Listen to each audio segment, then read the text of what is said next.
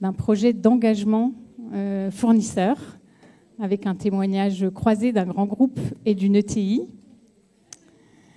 Avant de démarrer, je vous propose qu'on poursuive le petit exercice auquel vous êtes désormais habitués et que nous saisissions les 2 minutes qui viennent pour faire une nouvelle connaissance avec votre voisin ou votre voisine et répondre à la question « Qu'est-ce qui vous a amené à la conférence de cet après-midi ?»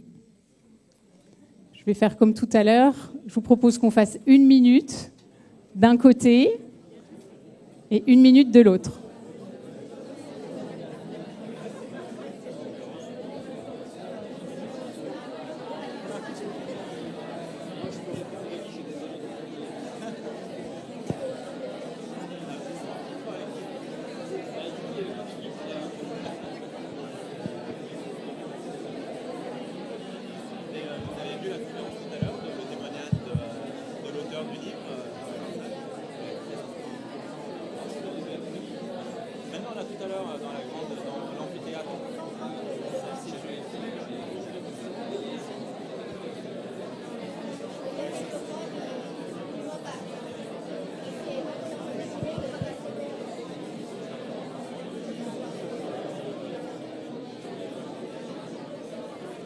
Je vous propose qu'on échange.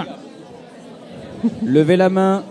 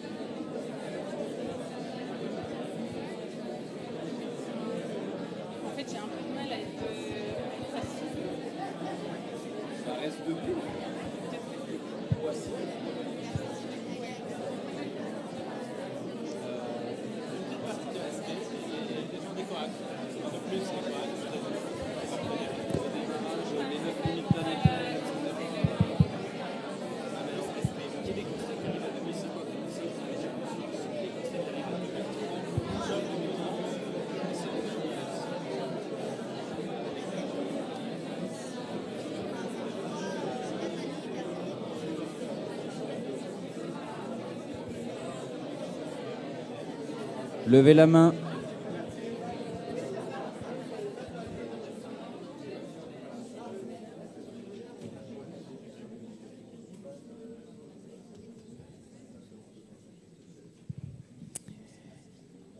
Alors j'ai le plaisir cet après-midi d'être avec 3 intervenants. Donc Cam Tao, qui arrive de Grenoble. Cam Tao fait partie de l'équipe achat durable de Schneider Electric. Elle est en charge du projet Zéro Carbone. J'en profite pour faire un petit rappel. Schneider Electric est une entreprise française dont le siège est basé à Rueil-Malmaison. C'est une entreprise qui développe un chiffre d'affaires de 38 milliards d'euros, à peu près 50% dans la vente de produits de distribution électrique, environ 30% dans les solutions d'énergie, qu'il s'agisse d'infrastructures, d'automatismes industriels ou de data centers, et le reste 20% en logiciels et services. C'est un groupe qui occupe 135 000 personnes réparties dans 100 pays. Cette entreprise a été de nombreuses fois récompensée pour son engagement en matière de durabilité, notamment par le Time, qui a élu Schneider Electric l'année dernière comme entreprise la plus durable. Nous avons également le plaisir d'avoir avec nous Nicolas, qui est directeur maintenance HSE et énergie du groupe Cléance. Le groupe Cléance est un fournisseur stratégique de Schneider Electric et Nicolas est l'interlocuteur de Cam Tao dans le cadre du programme Zéro Carbone. Cléance, c'est une entreprise presque centenaire dont le siège est basé à Lyon, qui développe environ 630 millions d'euros de chiffre d'affaires et occupe 5300 personnes. C'est un des leaders mondiaux de la transformation des polymères. qui sert notamment des entreprises du secteur de l'aéronautique, de l'automobile et également de l'électrique. Elie fait partie, comme moi, de la branche conseil de Schneider Electric, historiquement une branche conseil spécialisée en énergie qui a été complétée par l'arrivée d'EcoAct il y a un petit peu plus d'1 an, donc conseil en climat et en environnement. Et ensemble, on est à peu près 3000 personnes à travers le monde à accompagner nos clients. On utilise beaucoup le digital et on prodigue des conseils qui vont de la stratégie à la mise en œuvre. Ceci étant dit, je vous propose de démarrer. Donc,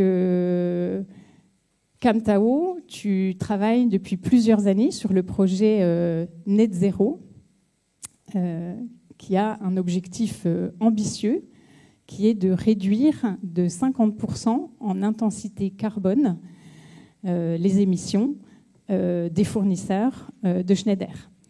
Dans le programme Zéro Carbone, il y a cette ambition vis-à-vis des fournisseurs.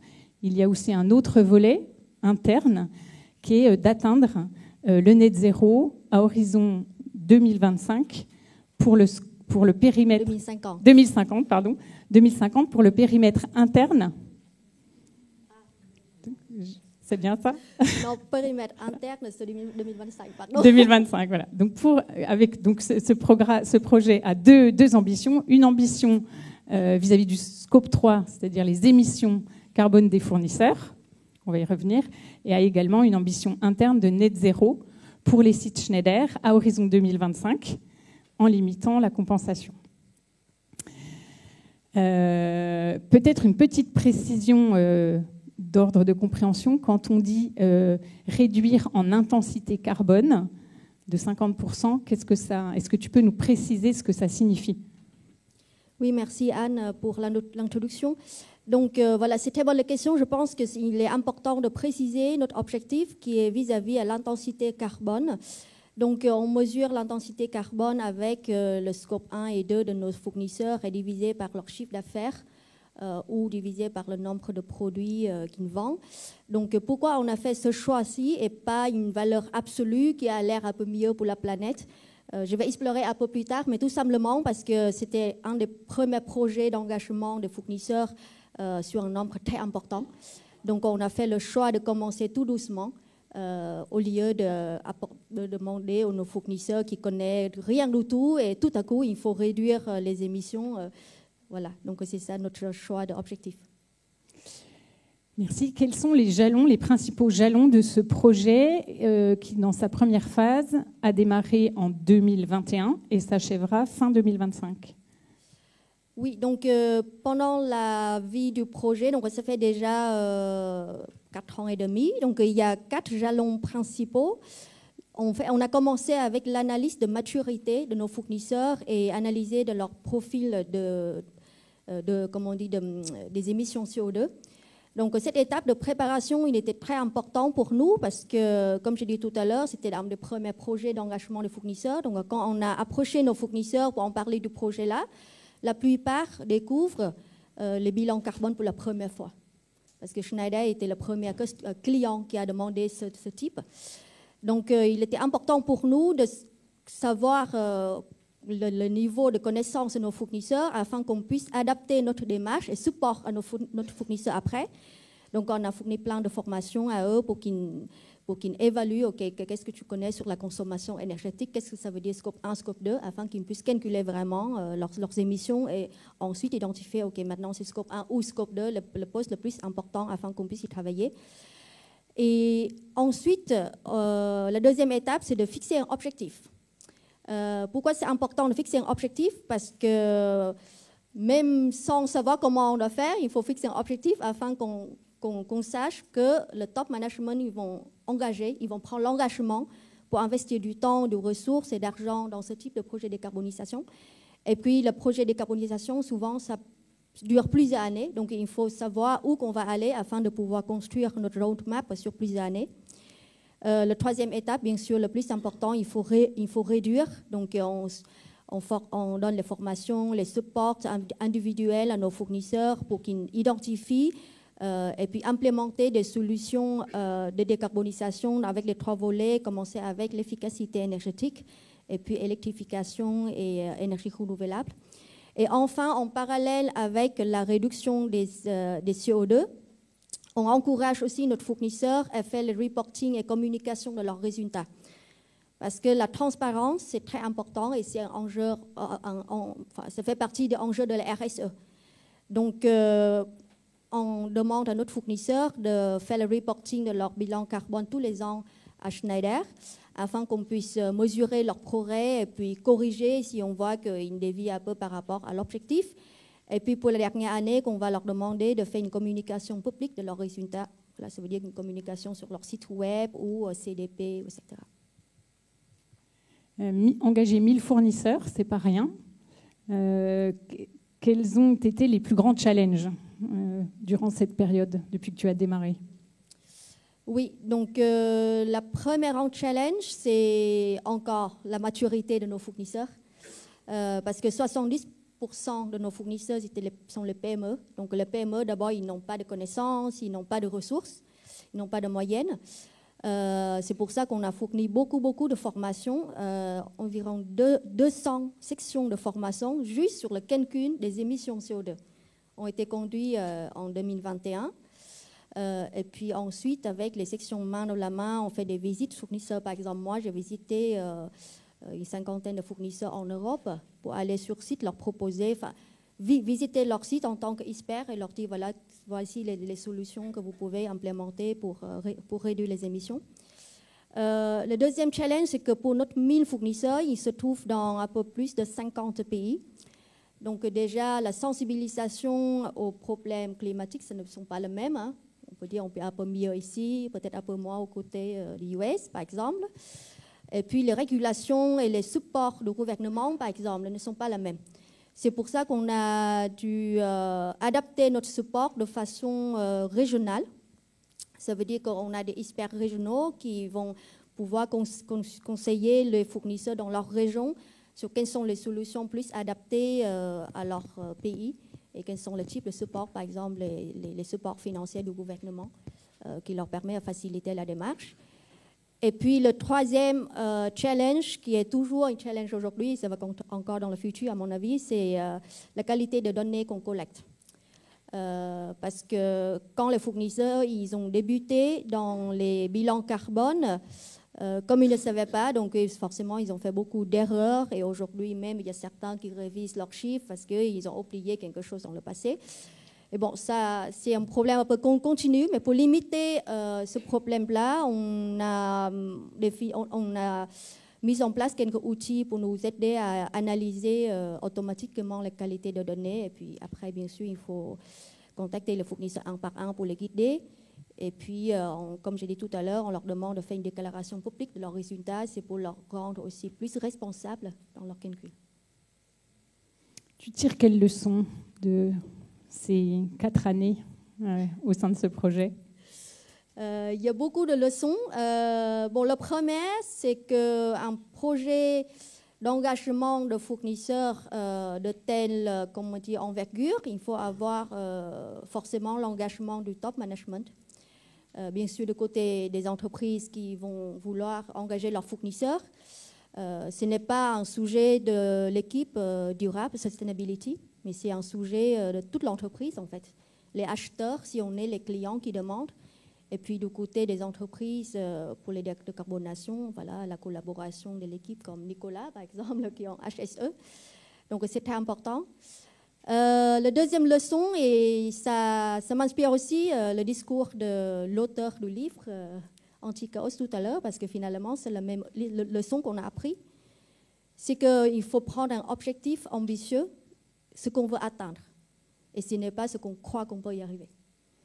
Mon chef, il me raconte toujours que quand on a lancé en 2021, il y avait même des personnes qui lui disent bah non, mais tu ne vas jamais réussir. C'est un peu trop. Mais bon, on a quand même osé prendre cet objectif-là. Et puis, comme on a dit, quand on a fait ça, en fait, on ne savait pas comment on peut y arriver. Mais comme le chemin, ça se dessine, comme il a dit l'auteur, on a, essayé de trouver les solutions innovantes pour aider. Mais après, il ne faut pas viser pour la perfection parce que c'est une transformation continue. Donc au début, il y aura forcément des incertitudes, des erreurs. Mais bon, on ne peut pas attendre jusqu'à avoir la perfection pour commencer parce que la planète ne va jamais attendre nous. Et puis bien sûr, le plus important, c'est la collaboration. Donc bien sûr, la collaboration avec notre fournisseur, mais aussi avec les partenaires internes et externes.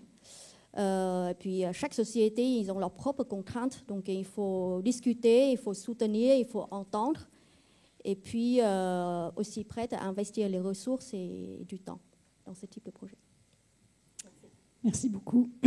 Donc, côté Cléance, vous avez, toi Nicolas, en ta qualité de directeur, tu as fait partie du projet dès 2021, quand Schneider Electric a sollicité l'entreprise pour faire partie du programme.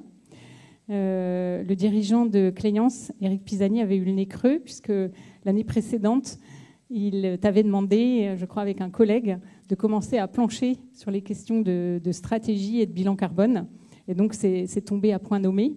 Tu es embarqué dans ce programme. En 2022, la branche énergie de Schneider vous a accompagné pour établir une trajectoire validée par la science. Et donc, tu as, avec Camtao, vécu ces 4 années. Qu'est-ce que tu retires de cette expérience ?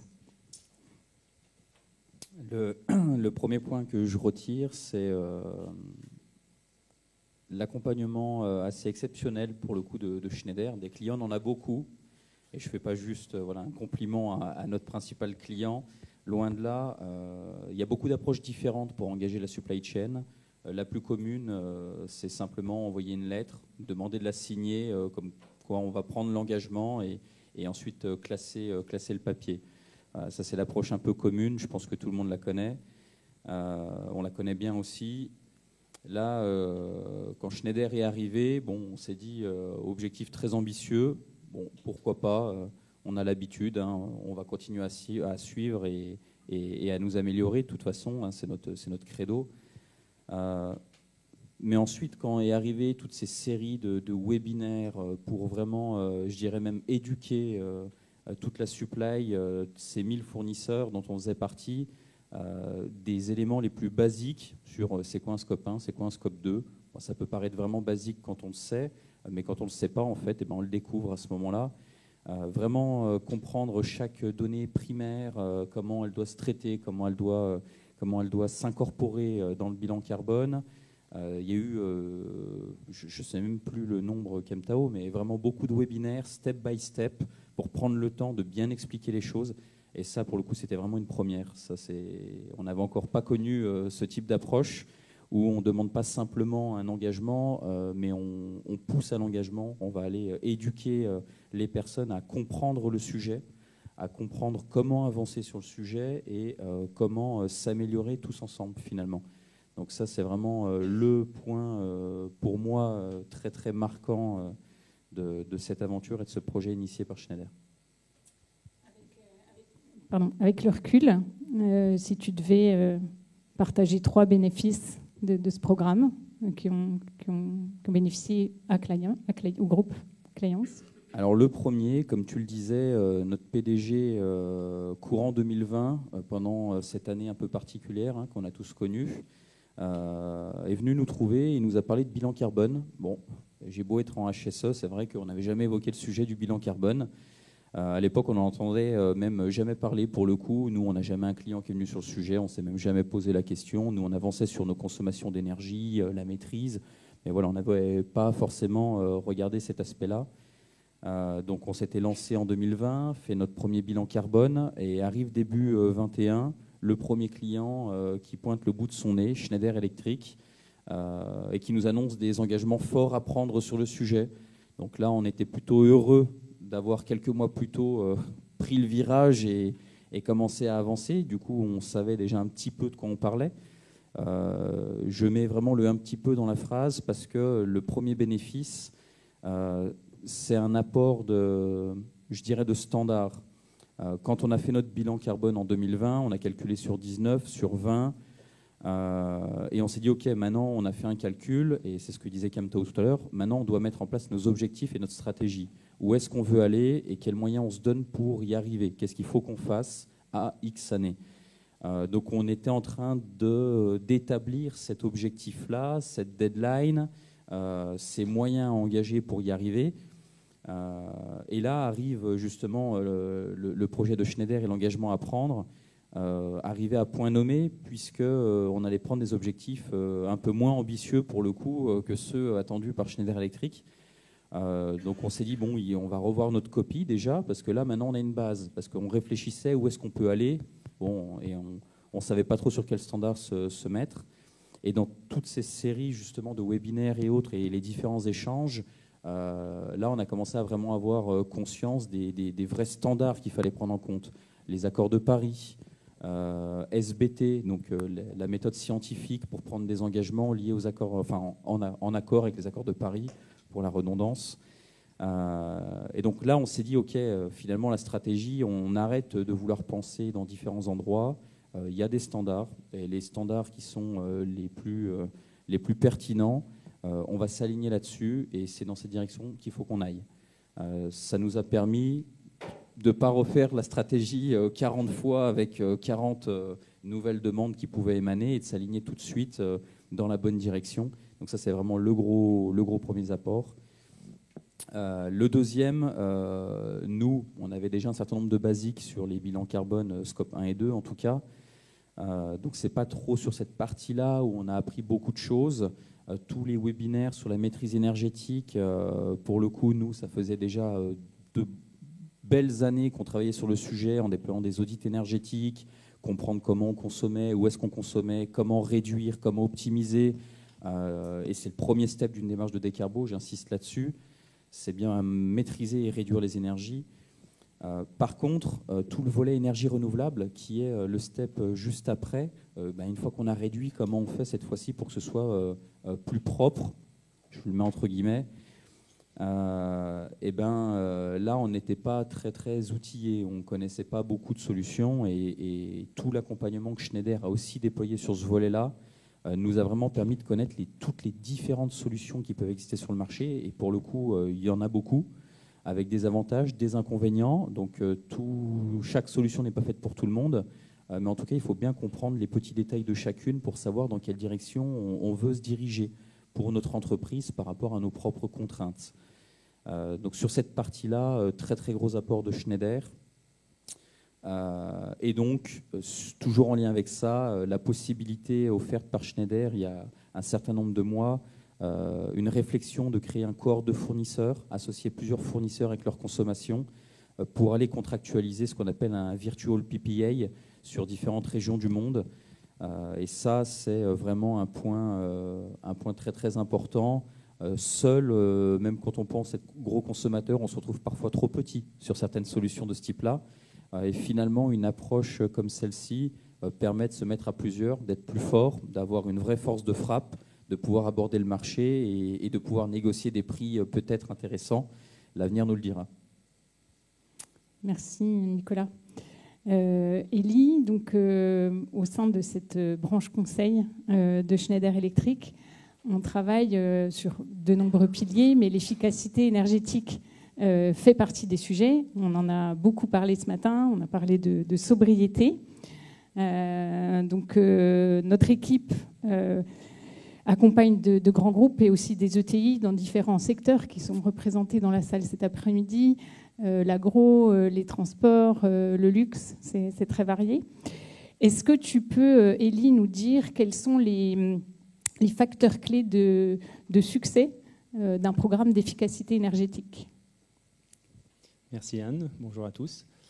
Donc, pour un peu parler du concret et des actions qui peuvent être déployées chez les entreprises, chez les fournisseurs et chez pas mal de nos clients pour la décarbonation.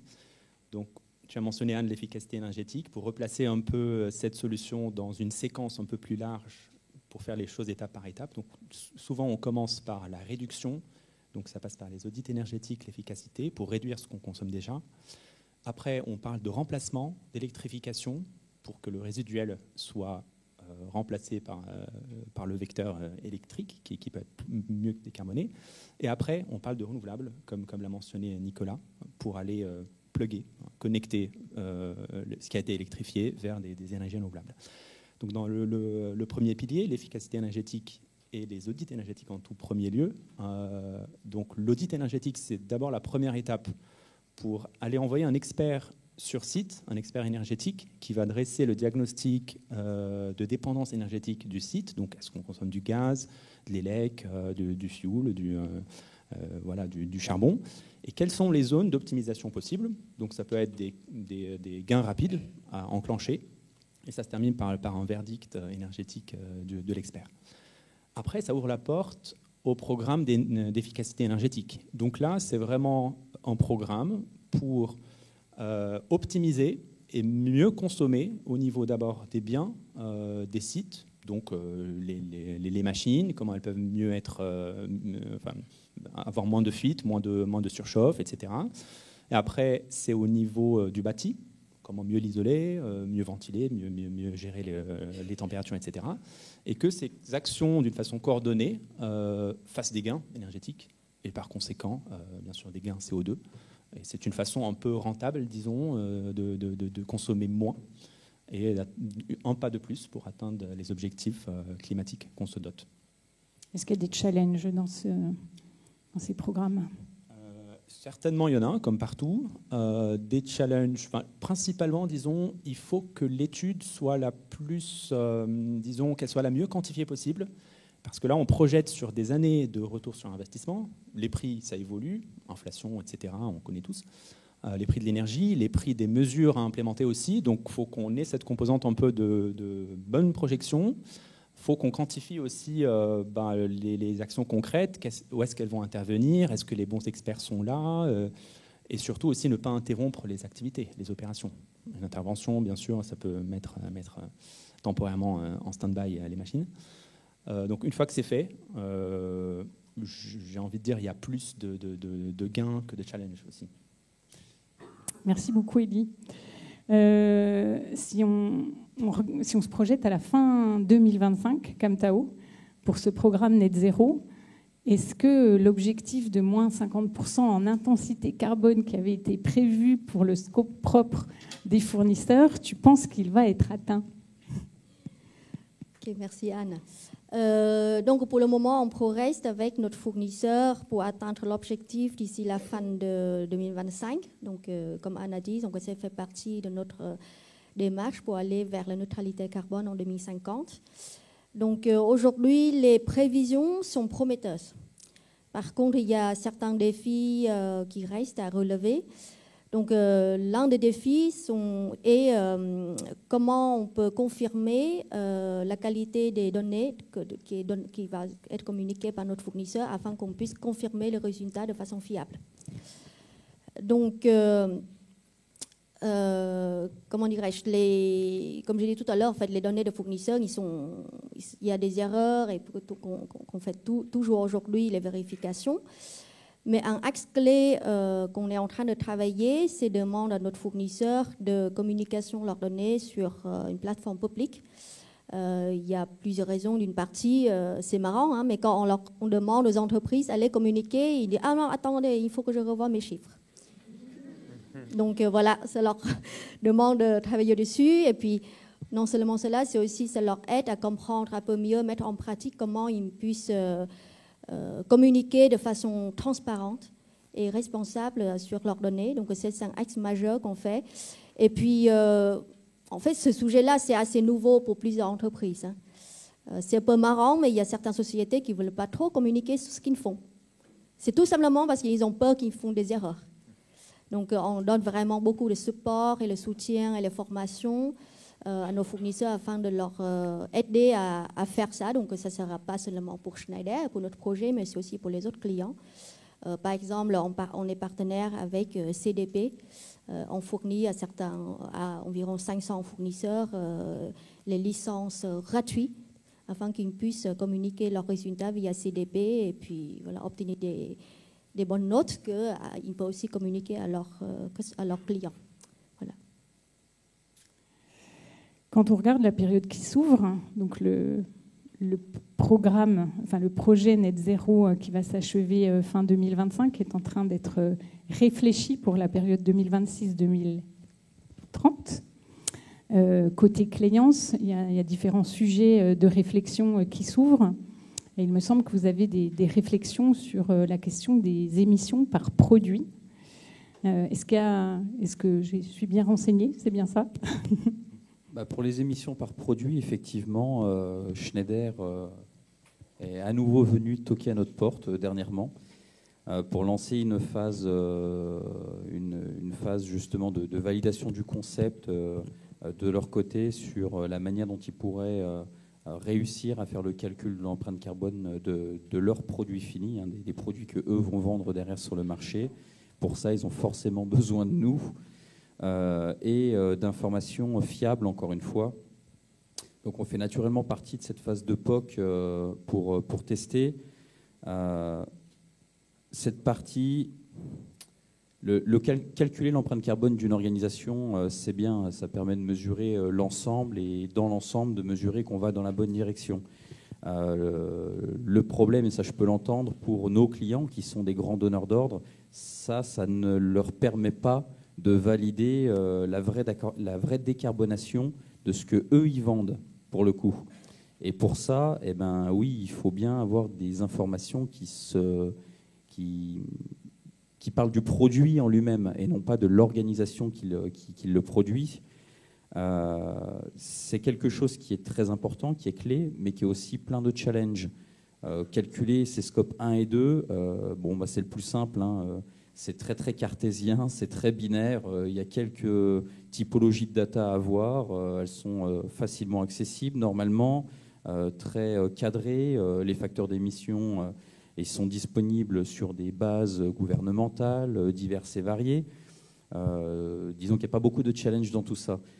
Calculer l'empreinte carbone d'un produit, ça nécessite beaucoup d'informations de notre propre supply chain, de nos fournisseurs, notamment de matières, qui représentent toujours le plus gros de l'empreinte carbone du produit fini, et aussi en interne. C'est plus simplement on consomme combien d'électricité, c'est on consomme combien d'électricité ou de gaz ou autre sur la machine pendant qu'on fait cette production. Quand on a des dizaines de milliers de références produits sur une trentaine d'usines, ça devient un challenge en soi. Donc nous, ça fait déjà 2 ans qu'on travaille sur ce sujet pour réussir à cartographier, suivant nos typologies de machines et de matières premières utilisées, combien on va consommer. Donc on est plutôt outillé sur cette partie-là. Et reste la partie matières premières, qui est quand même la partie la plus importante dans tout ça. J'occulte le transport.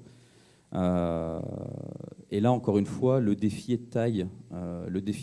Parce qu'on a beau, en ce qui nous concerne, être une belle ETI, quand on s'adresse à nos fournisseurs de matières premières, on s'adresse à des sociétés qui sont généralement bien plus grosses que nous. C'est un peu différent de la situation où Schneider s'adresse à nous avec une certaine force de frappe. Nous, la force de frappe est quand même bien moindre. On est beaucoup. On va avoir très peu de marge de manœuvre pour réussir à les emmener quelque part. Et je pense qu'ils sont déjà dans la bonne direction parce qu'ils ont déjà initié tout ce que nous, on a pu initier. J'en suis intimement convaincu, ça semble plutôt logique. Mais c'est bien l'appui des grands donneurs d'ordre qui permettra à tous ces grands fournisseurs de matières premières, pour ne pas juste dire chimie en ce qui nous concerne pour la plasturgie, mais tous ces grands fournisseurs de matières premières, de rendre encore plus rapidement et plus activement des données publiques par rapport à leurs différentes matières sur les vrais poids carbone de ce qu'ils fournissent et qu'on n'ait plus à se baser sur des informations génériques qui peuvent sortir de certaines bases, mais qui sont vraiment très très génériques quand on est du métier. Nous, on est dans le plastique. L'ADEME, ça doit être 7 grades de plastique différents. Pour un plasturgiste, quand on dit ça, c'est une hérésie. Donc en effet, encore des projets à bâtir en collaboration entre les grands groupes, les ETI, sur cette fois les questions de données.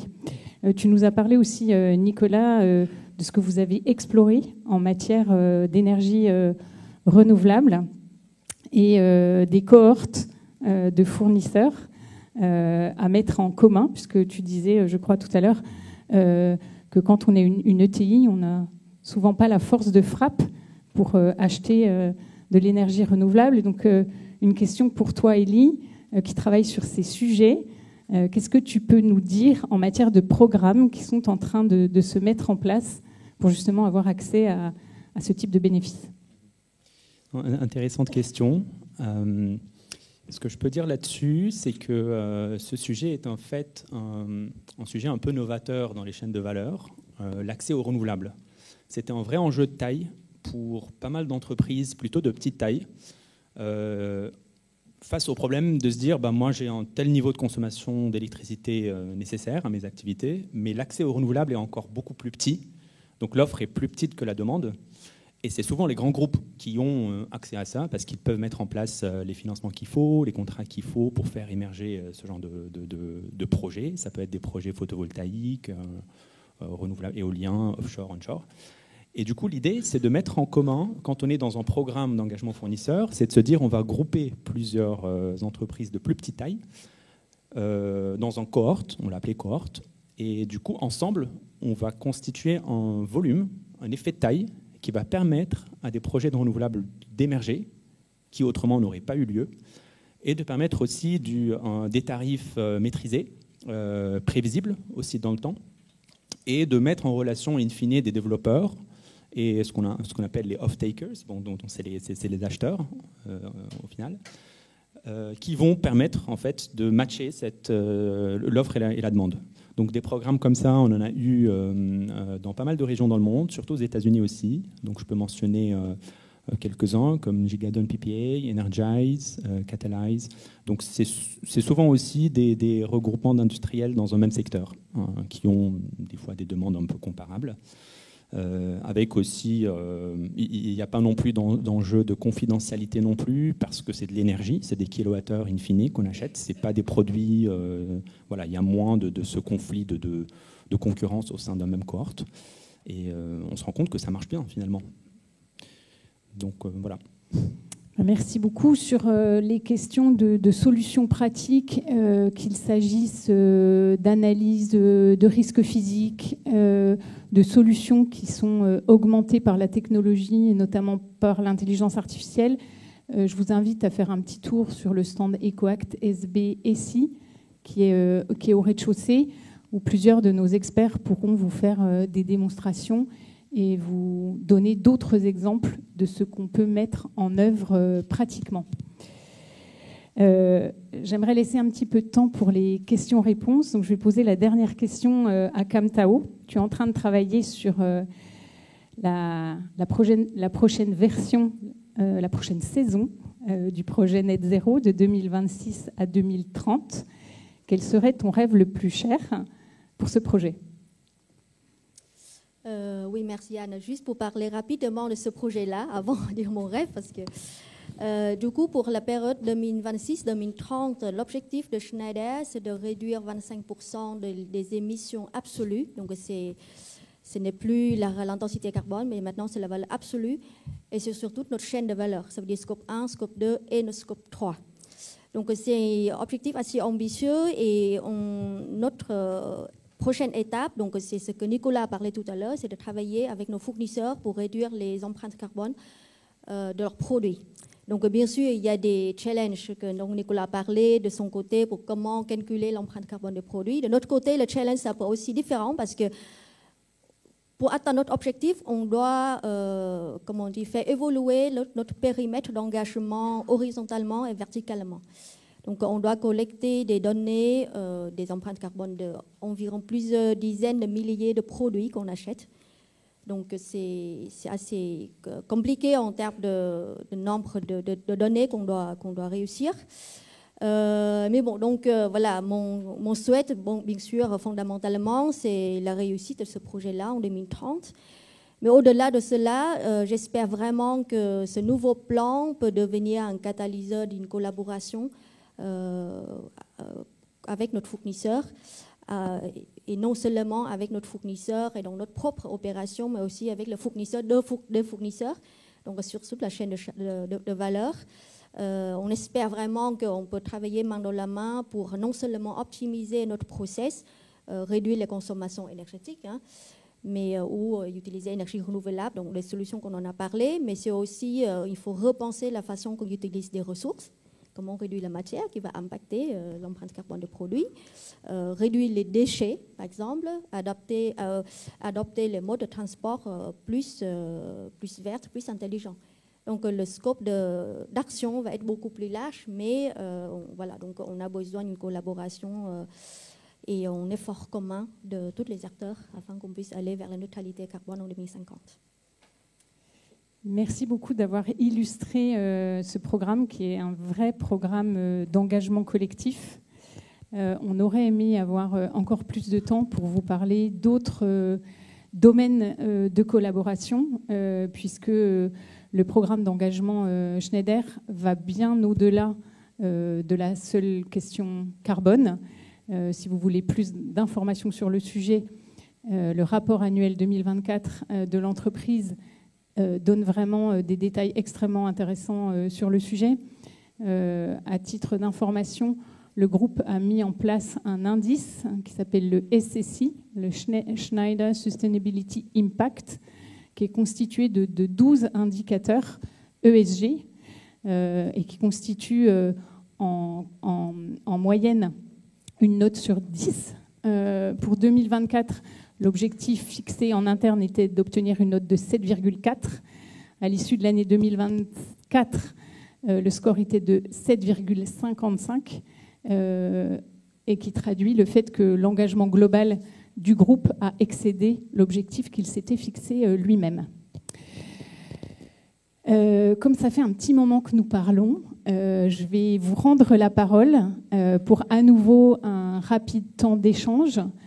Et ensuite, nous laisserons la place aux questions-réponses.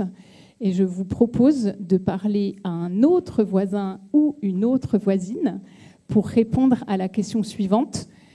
Qu'est-ce que j'ai appris de plus important durant cet échange? La parole est à vous.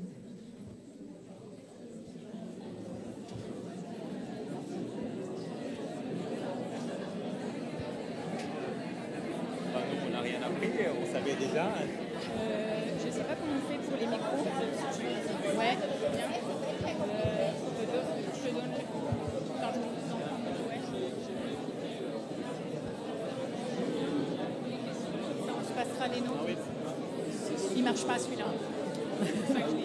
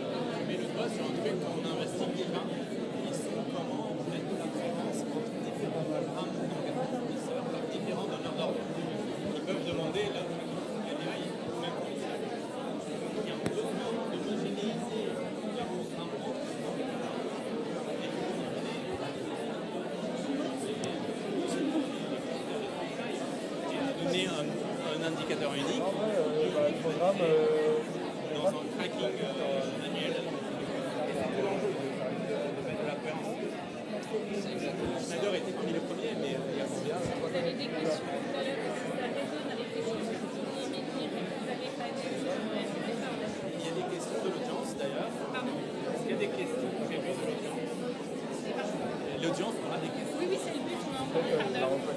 C'est intéressant d'avoir les questions. Ouais. Non, c'est la salle qui va poser, mais elle va dire, par exemple, j'ai une question pour Élie, et si ça se rapproche d'un truc que tu aurais pu lui dire et que tu n'as pas eu le temps, tu peux répondre.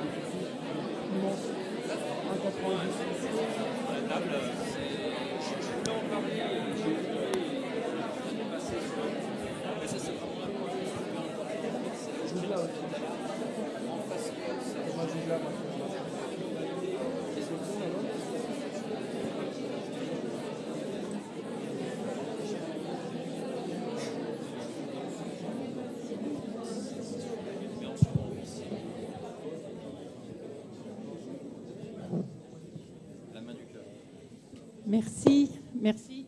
Vous m'entendez? Oui. Il nous reste un petit quart d'heure. Donc avec grand plaisir pour répondre à toutes vos questions. Il n'y a aucune mauvaise question.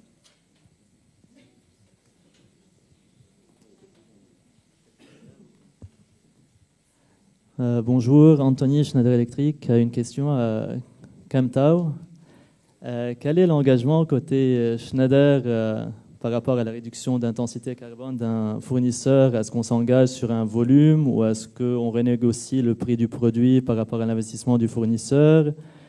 Comment ça fonctionne? Ou est-ce que c'est juste des pénalités si le fournisseur n'atteint pas sa réduction de 50%?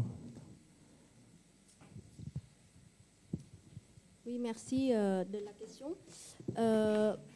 Alors, je pense que le plus important, c'est qu'il faut qu'on soit d'accord avec le fournisseur que la décarbonation, ça apporte les bénéfices à toutes nos deux sociétés.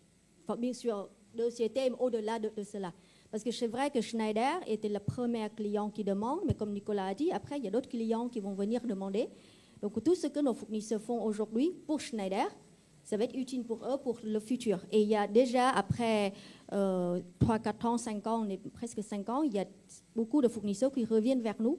Et heureusement, grâce à Schneider, j'ai débuté les démarches de ma décarbonisation. Ce n'est pas seulement ça, il y a aussi le même sujet sur l'EcoVadis qu'on demande à nos fournisseurs. On était le premier qui demande l'EcoVadis. Et le fournisseur revient nous remercier parce qu'il y a d'autres clients qui vont venir demander. Donc, une fois qu'on est clair sur ce sujet-là, on peut travailler main dans la main. Et ce n'est pas une simple pénalité, on ne va pas pénaliser quelqu'un de le faire. Mais c'est vrai qu'il faut encourager, on continue, il faut que le fournisseur, ils savent aussi que Schneider et puis les autres grandes entreprises, quasiment tous, on prend des engagements sur la neutralité carbone à 2050. Donc, il y a une tendance du marché qui fait que même si eux, ils ne voient pas le bénéfice eux-mêmes, ils doivent le faire parce que c'est pour le bénéfice, on peut dire, pour leur société, pour leur entreprise, parce que ça leur permet de, comme on dit, avoir des activités durables et puis répondre aux demandes de marché. Et puis, du côté Schneider, on apporte aussi beaucoup de support, comme on fournit l'RCSCDP, on fournit des outils gratuits, des conseils gratuits à nos fournisseurs. Donc, tout cela, on ne mesure pas. Mais voilà, nos fournisseurs, ils doivent savoir aussi. Et puis, bien sûr, on doit aussi reconnaître les efforts de nos fournisseurs. Donc, par exemple, on a comment on dit, des Sustainability Awards, dans lesquels on va reconnaître tous les ans certains fournisseurs qui sont le plus avancés dans la démarche. Donc, bien sûr, avec cela, on va pouvoir envisager le plus de business dans le futur parce que ça permet à répondre aux demandes de notre client aussi. Donc, voilà, c'est un win-win situation. Je vais juste préciser, je confirme qu'il n'y a pas d'augmentation des prix pièces qu'on livre par rapport à la démarche. Juste au cas où ce n'était pas clair. Oui, alors j'avais une autre question et qui est un peu liée.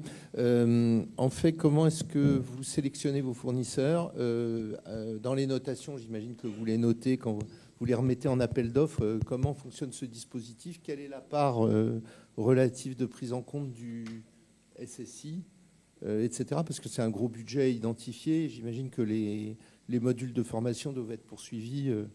Alors, si vous êtes capable de me donner votre turnover, le turnover des fournisseurs, puisque c'est un marché qui en fait dynamique. Je voudrais juste comprendre mieux la question. Ce que vous voulez dire, c'est comment on met en valeur... Non, comment, si vous avez des appels d'offres, oui. J'imagine que vous en avez, quand vous avez des marchés qui reviennent, vous n'avez pas des fournisseurs qui sont toujours les mêmes, ou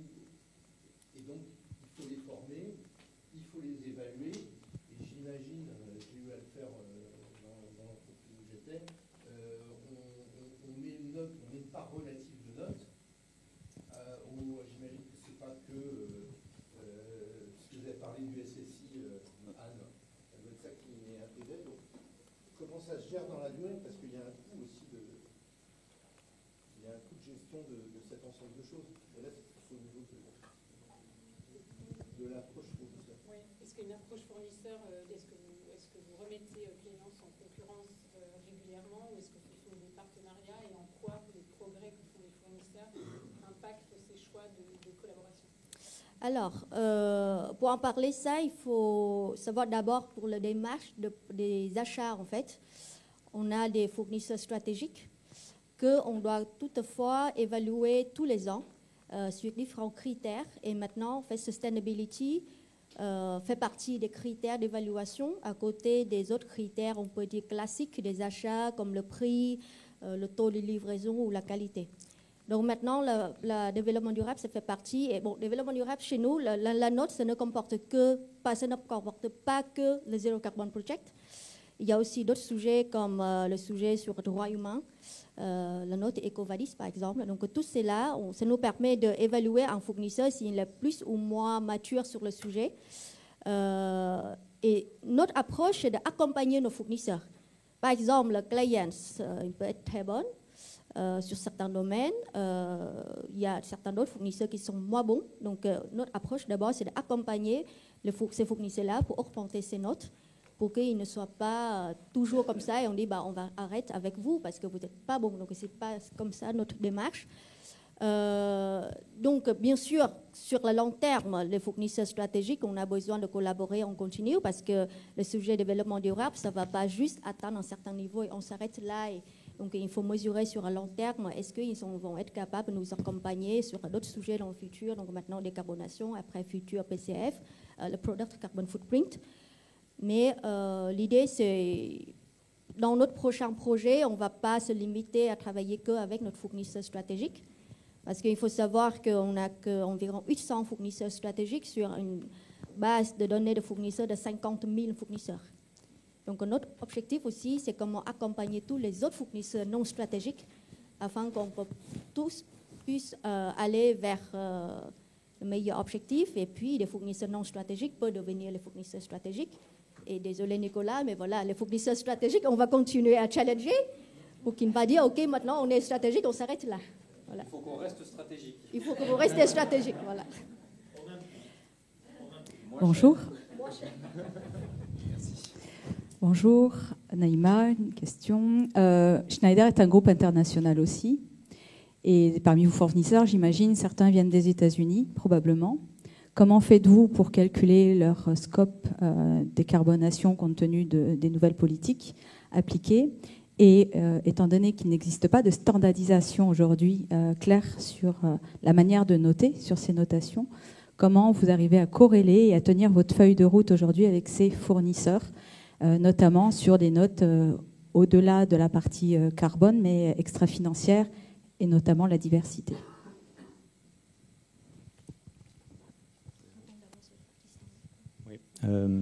Voilà, donc sur la partie standard, c'est un bon sujet parce que justement les fournisseurs se retrouvent dans des zones dans le monde où ils sont soumis à des incitations réglementaires très différentes. L'approche est très régionalisée. Chaque pays dans le monde, vous avez mentionné les États-Unis, mais aussi plein de fournisseurs en Asie-Pacifique, en Inde, en Chine. Donc l'approche, c'est de voir d'abord ce à quoi ils sont soumis localement. Il y a des choses minimales exigées partout dans le monde, comme ne pas brécher quelques règles de droits de l'homme, par exemple. Mais sur des sujets où l'eau est plus problématique dans certaines zones de stress hydrique, ça sera un peu plus focalisé là-dessus. Dans d'autres régions, on va regarder aussi soit les agences de notation locales, soit investiguer les indicateurs qui sont les plus pertinents dans cette région-là. Donc voilà, il y a une déclinaison un peu régionalisée quand même des exigences. Je ne sais pas si comme vous pouvez compléter. Oui, donc en parlant de ça, je pense que la décarbonisation, déjà, standard, on suit le GHG protocole, qui est, on peut dire, mondialement connu, donc il n'y a pas de souci sur cela. Sur le sujet de droits humains, c'est un peu plus compliqué, je ne vous cache pas les difficultés. En fait, on a un projet avec notre fournisseur qui s'appelle le travail décent. Donc, le travail décent, il s'agit à accompagner nos fournisseurs pour améliorer leur processus interne afin d'assurer des conditions de travail décentes pour leurs employés et aussi avec les employés de leurs fournisseurs. Donc, dedans, ça couvre différents sujets, à partir des sujets de base comme le travail des enfants, le travail forcé, à certains sujets un peu plus, inspirés, comme le salaire décent, par exemple. Donc, c'est vrai, l'avancement des fournisseurs des États-Unis sont un peu plus compliqués que les autres, surtout avec l'arrivée de Trump, qu'on ne cache pas qu'il y a certaines entreprises qui reviennent en arrière sur leur stratégie. Après, notre approche, c'est d'abord avoir le même standard, la même demande pour tous nos fournisseurs dans tout le monde. Parce qu'on est persuadé que ce sont les conditions minimales. Il faut respecter. C'est pas dire que tu es aux États-Unis, que tu dois être plus privilégié que les autres. Donc, on demande la même chose. Et puis, on est persuadé aussi qu'en tant que business, il ne faut pas qu'on attende que le gouvernement fasse quelque chose. Il faut que nous, on puisse amener, le progrès dans la société via notre force en tant que client.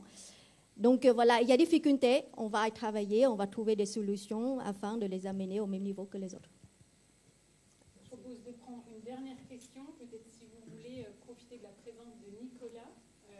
Merci beaucoup sur l'éclairage de ce qu'apporte Schneider, c'est très intéressant. Mais n'hésitez pas aussi de profiter de la présence de Nicolas qui vit le programme de son côté. Bonjour, j'ai une question un peu large qui peut s'appliquer aux deux, si ça vous va.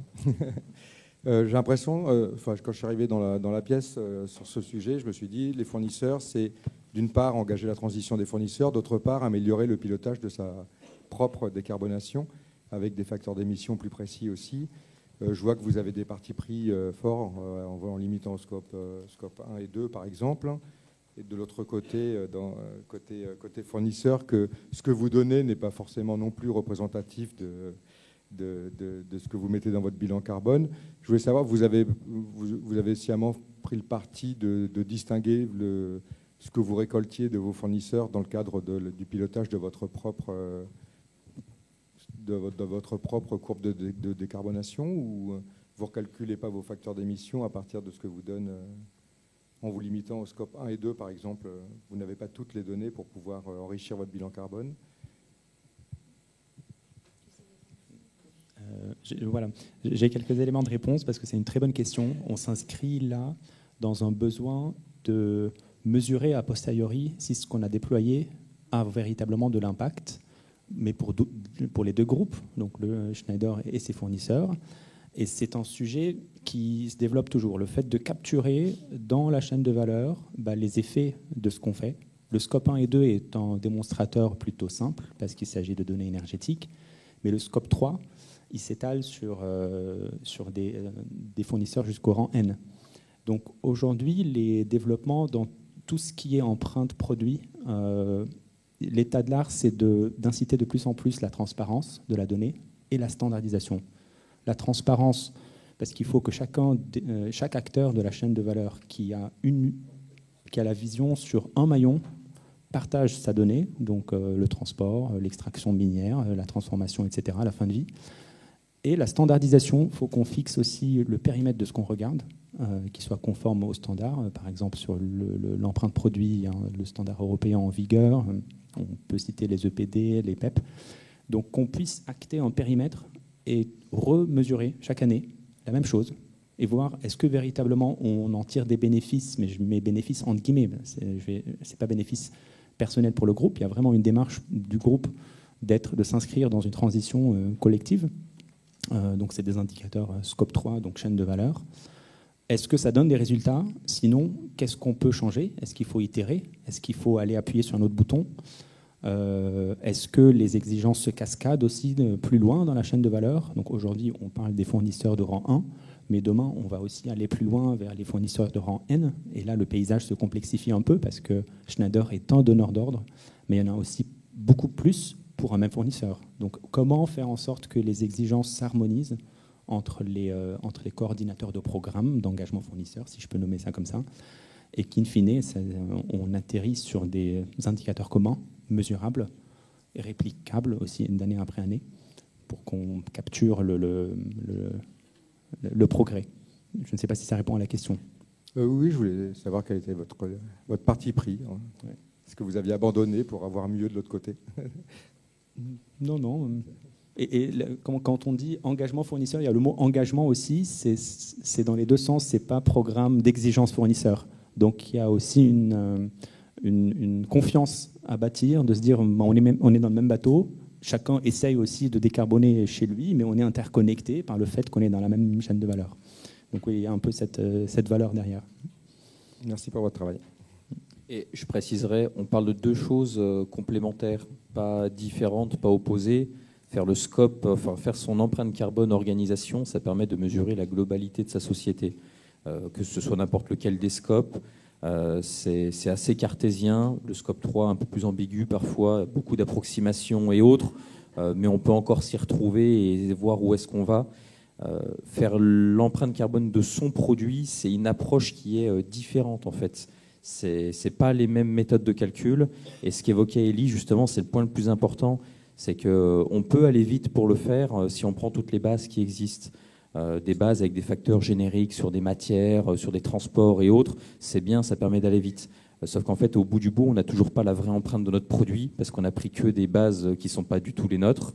La complexité, c'est vraiment d'aller chercher ces données primaires qui sont les données exactes de ce qu'on injecte vraiment dans le produit et qu'il faut à tout prix améliorer avec le temps. Et de toute façon, il n'y a que ces données-là qui nous permettront de vraiment mesurer ce qu'on fait, notre stratégie, est-ce qu'elle a vraiment un impact au bout du bout sur ce qu'on livre. On est malheureusement obligé de clôturer. Nicolas, Kamtao, Elie, merci beaucoup de cette session ensemble. Merci à Anne aussi. Et si vous souhaitez, on peut se retrouver sur notre corner au rez-de-chaussée. Merci.